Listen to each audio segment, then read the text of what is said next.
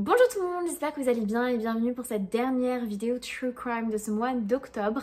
Et cette fois-ci on est sur un cas qui va être un peu rapide, mais parce que c'est un cas qui date de très longtemps et du coup c'est compliqué de retrouver des informations. Mais j'avais quand même envie de vous raconter cette histoire de ce petit garçon qui a disparu sans jamais laisser de traces et dont la mère n'a jamais abandonné l'espoir qu'il revienne.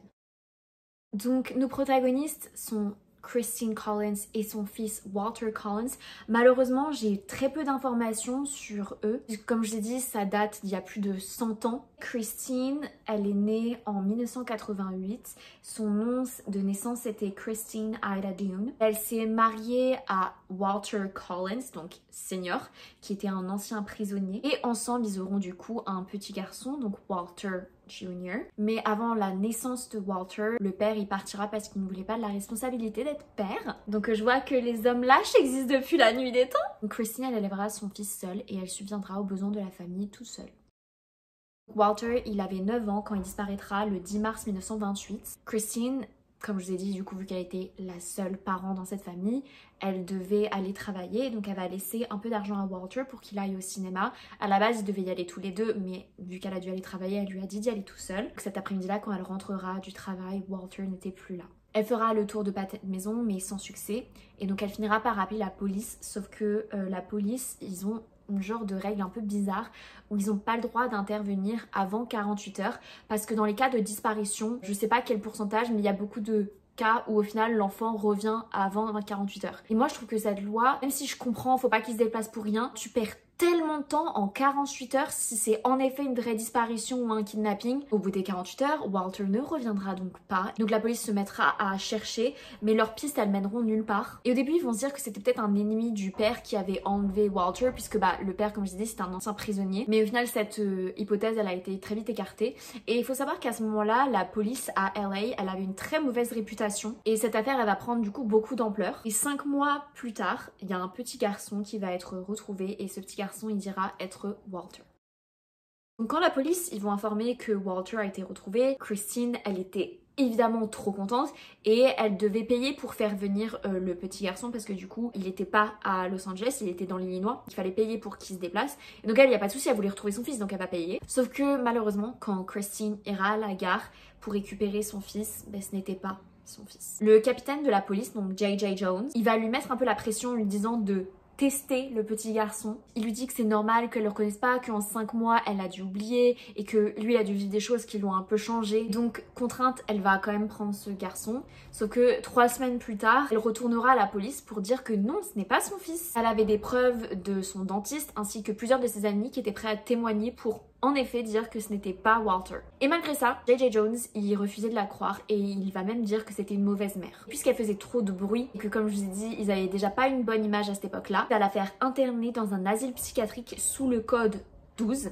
Et ça c'est un code qui était utilisé pour les personnes difficiles et pas coopératives, beaucoup de fois des femmes. Le capitaine J.J. Jones il finira quand même par interroger ce petit garçon et il confirmera en effet qu'il n'est pas Walter Collins, qu'il est Arthur Hutchins Jr. Et il avait dit qu'il était Walter parce qu'il voulait se rendre à LA pour rencontrer sa star préférée, Tom Mix. 10 jours plus tard, ce que je trouve énorme, Christine, elle sera évidemment du coup libérée de l'asile et elle portera plainte à juste titre contre la police et elle gagnera le procès et le capitaine J.J. Jones, il lui devait 10 800 $, donc soit 200 000 $ actuellement, mais il ne les lui donnera jamais. Un con jusqu'au bout.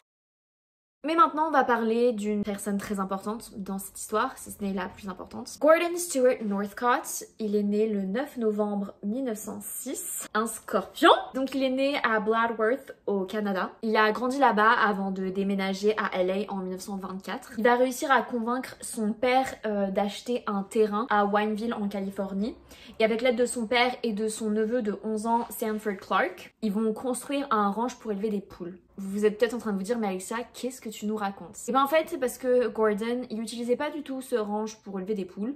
Enfin, si, mais ça servait de façade parce qu'en fait, il s'en servait pour kidnapper des petits garçons afin d'abuser d'eux sexuellement et de les tuer. À des rares occasions, après avoir abusé d'eux, il les ramenait chez lui. Grand seigneur. À savoir que Gordon, il abusait aussi de son neveu Sanford et il l'obligeait à participer au meurtre. Et que s'il le faisait pas, il le tuerait lui. La sœur de Sanford, donc elle avait 19 ans, elle s'inquiétait du bien-être bien-être de son frère et donc elle va venir lui rendre visite au ranch. Et Sanford, il va lui confesser qu'il avait peur de Gordon parce qu'il avait tué 4 garçons. Jessie, ni une ni deux, quand elle rentrera, elle va contacter la police. Donc la police de LA va se rendre au ranch, mais Gordon, il les a vus arriver au loin et donc il va forcer Sanford à distraire la police le temps que lui il s'enfuit et il va dire à Sanford, si tu le fais pas, moi je peux te tirer dessus même à distance. Et c'est plusieurs jours plus tard, une fois que Sanford se sentira en sécurité, qu'il avouera tout à la police. Gordon de son côté, il sera retourné au Canada pour voir sa sœur, mais la police le retrouvera et l'arrêtera avec sa mère le 19 septembre 1928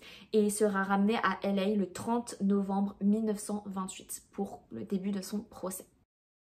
Donc fin 1928, la mère de Gordon, Sarah, elle confessera avoir tué les petits garçons, dont Walter. Et Sanford, il va confirmer le témoignage. Et donc elle sera condamnée à de la prison à vie le 31 décembre 1928. On apprendra avec le témoignage de Sanford que les corps des petits garçons, ils étaient démembrés, puis soit brûlés, soit enterré dans le terrain du ranch. Sanford, il ne sera pas condamné parce qu'il sera reconnu comme victime dans cette histoire. Il va pouvoir rentrer au Canada avec sa famille et il va intégrer une école spéciale pour les délinquants, mais c'était pas une école stricte, au contraire elle était très connue pour être douce. Et de toute façon il partira tôt parce qu'il avait un comportement irréprochable.